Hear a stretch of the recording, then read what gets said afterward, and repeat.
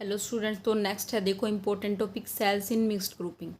Mixed grouping के अंदर क्या होता है, देखो सेल्स को हम यहाँ पे सीरीज में भी कनेक्ट करेंगे और पैरेलल में भी कनेक्ट करेंगे। किस तरह से करेंगे, देखो जैसा डायग्राम में भी दिख रहा है। यहाँ पे हमने लिए हैं देखो एन सेल्स, ठीक है। एन सेल्स को हमने यहाँ पे सीरीज में कनेक्ट कर रखा है, ठीक है, फर्स्ट रो के अंदर। फिर सेकेंड रो के अंदर भी क्या है, एन सेल्स जो है सीरीज के अंदर कनेक्ट है। फिर ये डैश डैश है। आगे हमने फिर से यहाँ पे एक रो है जिसके अंदर एन सेल है। तो ऐसी हमने कितनी रो यहाँ पे ली है, एम रोज, ठीक है, एम रोज लिखा हुआ है, यानी कि एन सेल कनेक्ट है एम रोज के अंदर, ठीक है। यानी ये जो इतनी लाइंस है ना, ये जिसके अंदर एन सेल लगे हुए हैं, ये कितनी है, एम टाइम्स हमने ली है, ठीक है। एम टाइम्स हमने जो है एन सेल्स की ग्रुपिंग हमने ले रखी है, ठीक है।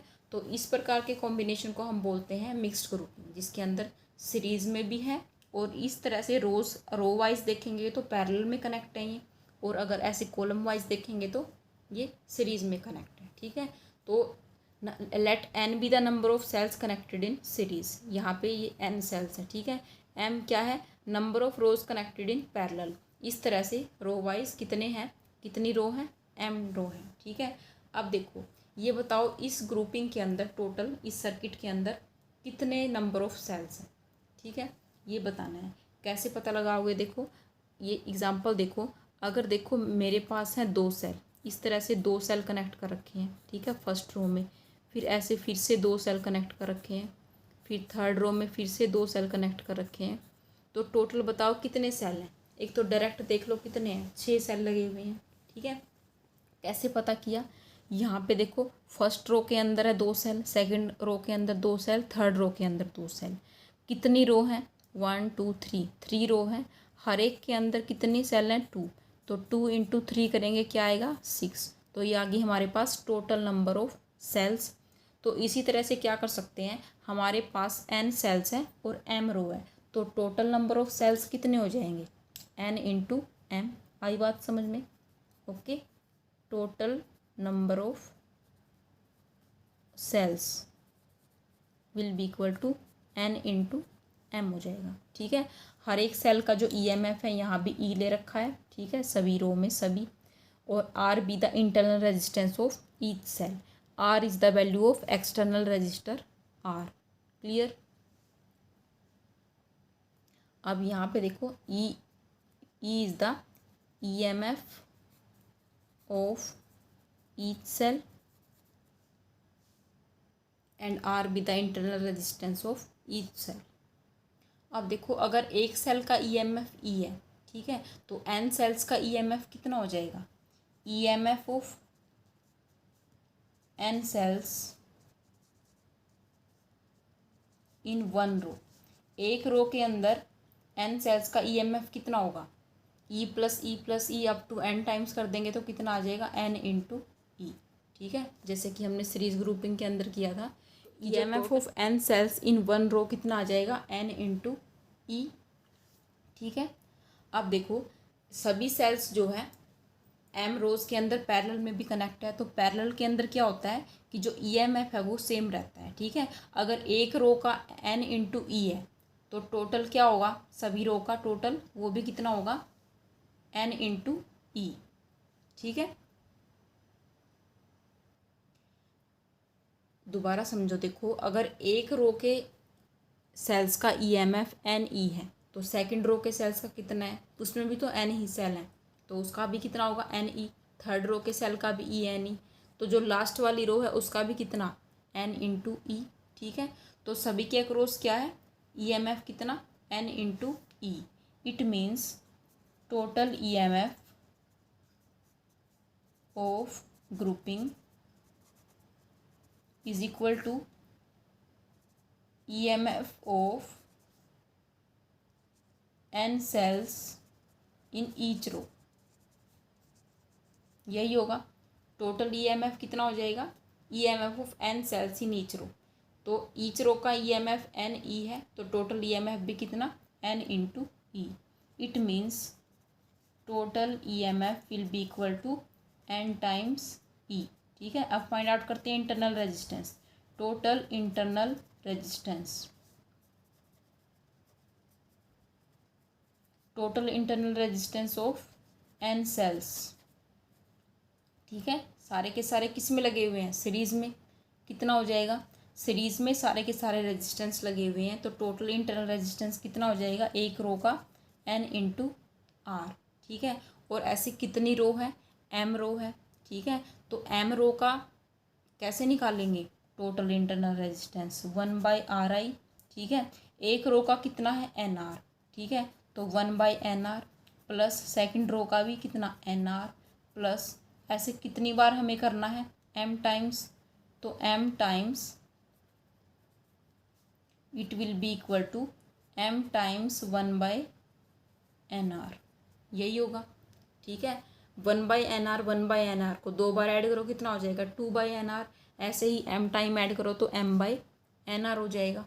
ये बात आ रही है समझ में। ठीक है, it means total internal resistance will be reciprocal of nr divide by m। It will be the total internal resistance. ठीक है, ये तो आ गया इंटरनल रेजिस्टेंस। टोटल रेजिस्टेंस कितना होगा, टोटल रेजिस्टेंस कैसे किस किस को मिला के होगा, एक्सटर्नल रजिस्टर को मिला के।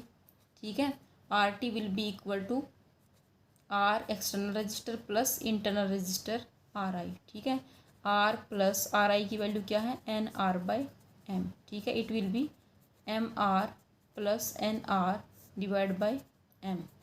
It is the total resistance of the circuit. Now find out the current. Now total current क्या होगा, therefore total current I will be equal to total EMF upon total resistance, यही होगा। ठीक है, total EMF upon total resistance। बताओ total EMF कितना था, total EMF N into ई था।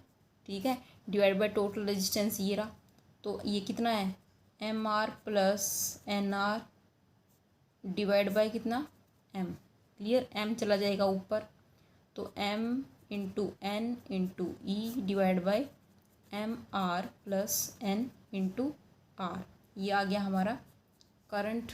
ठीक है, करंट की वैल्यू आ गई समझ में। अब देखो यहाँ पे स्पेशल केस हम क्या लेंगे, करंट हमें देखना है मैक्सिमम कब होगा। ठीक है, मैक्सिमम करंट यहाँ पे देखो कब हो सकता है, जब अगर डिनोमिनेटर की जो टर्म है, ठीक है, ये जो डिनोमिनेटर की टर्म है अगर ये कम हो, अगर ये फैक्टर कम हो जाएगा तो करंट अपने आप क्या हो जाएगा, मैक्सिमम। ठीक है, it means current in the circuit, current I will be maximum if m are plus N r is minimum. Okay, कम से कम जितनी इसकी वैल्यू होगी उतना ही हमारा करंट जो है ज़्यादा होगा, जो कि रेसिप्रोकल है, एक दूसरे के इन्वर्सली प्रोपोर्शनल है। तो अब देखो ये टर्म मिनिमम कब, हम करंट के लिए डिनोमिनेटर मिनिमम होना चाहिए, तो उसके लिए देखो जो टर्म है ये वाली M are plus N R, इसको मैंने लिख दिया ए प्लस बी की फॉर्म में। ठीक है, ए प्लस बी कैसे, ए को ले लिया एम इंटू आर और बी को ले लिया एन इंटू आर। ठीक है, तो ए प्लस बी वाली टर्म है। अगर देखो इस टर्म को मैं ऐसे लिखूँ, ए को लिख दिया मैंने रूट ए का स्क्वायर लिख सकते हैं, प्लस बी को लिख दिया मैंने रूट बी का स्क्वायर लिख सकते हैं, स्क्वायर से स्क्वायर रूट कैंसिल होकर बी आ जाएगा। ठीक है, लिख सकते हैं। और इसके अंदर देखो 2 times root a root B Ed भी कर दिया और 2 times root a root B subtract भी कर दिया, इक्वेशन पे कोई फ़र्क नहीं पड़ेगा। ठीक है, अब देखो अगर a square plus b square minus 2ab किसका फॉर्मूला होता है, ए माइनस बी का होल स्क्वायर। तो देखो रूट ए का स्क्वायर प्लस रूट बी का square minus 2 root a root b, इसको क्या लिख सकते हैं, root a minus root b इसका होल स्क्वायर लिख सकते हैं, plus 2 times root a root b, ये हो जाएगा। समझ आ रही है बात। ठीक है, अब देखो ए की वैल्यू क्या थी, एम आर, यानी अंडर रूट एम आर का होल स्क्वायर। ठीक है, under root M R minus under root N R complete का क्या है square, plus 2 times under root M R, यहाँ स्मॉल आर है।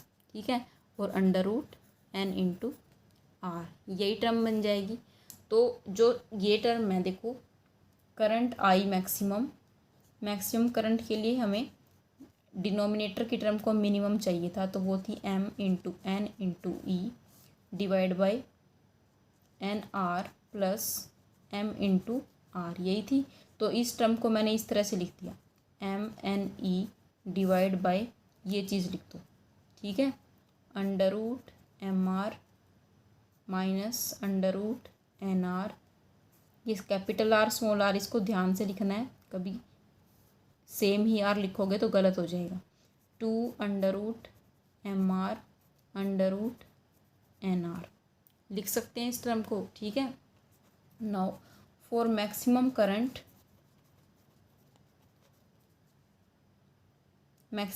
के लिए जो नीचे वाली टर्म है ये क्या होनी चाहिए, मिनिमम होनी चाहिए, ठीक है। और ये टर्म मिनिमम कब होगी, या तो ये टर्म ज़ीरो हो या ये टर्म ज़ीरो हो, ठीक है, यहाँ पे प्लस है, ठीक है, या तो ये टर्म ज़ीरो हो या ये वाली टर्म ज़ीरो हो।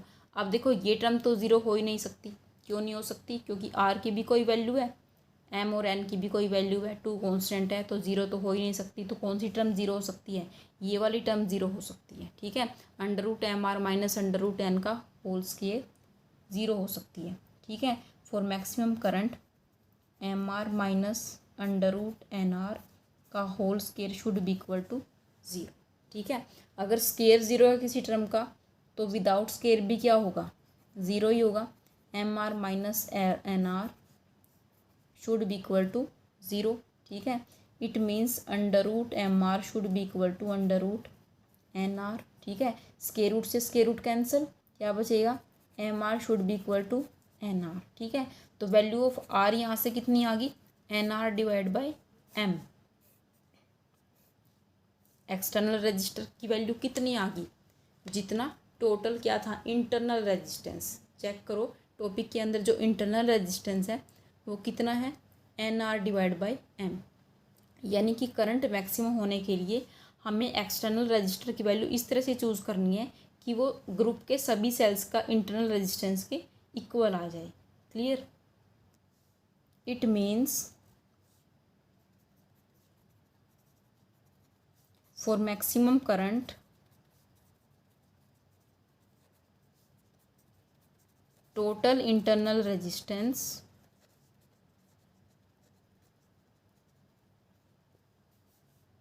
of all cells must be equal to external resistance। समझ आई बात, ठीक है। इम्पोर्टेंट पॉइंट है, नोट कर लेना, ओके। तो ये तो थी मिक्स्ड ग्रुपिंग, ओके। तो ये सेकंड यूनिट के फर्स्ट चैप्टर के सभी टॉपिक्स कंप्लीट हैं। इसके बाद हम न्यूमेरिकल्स डिस्कस करेंगे। तो सभी टॉपिक्स को ध्यान से रीड कर लेना, ध्यान से पढ़ लेना, जो फॉर्मूले वगैरह हैं वो लर्न कर लेना, ताकि जो न्यूमेरिकल्स हैं वो ईजिली समझ आए आपको, ओके।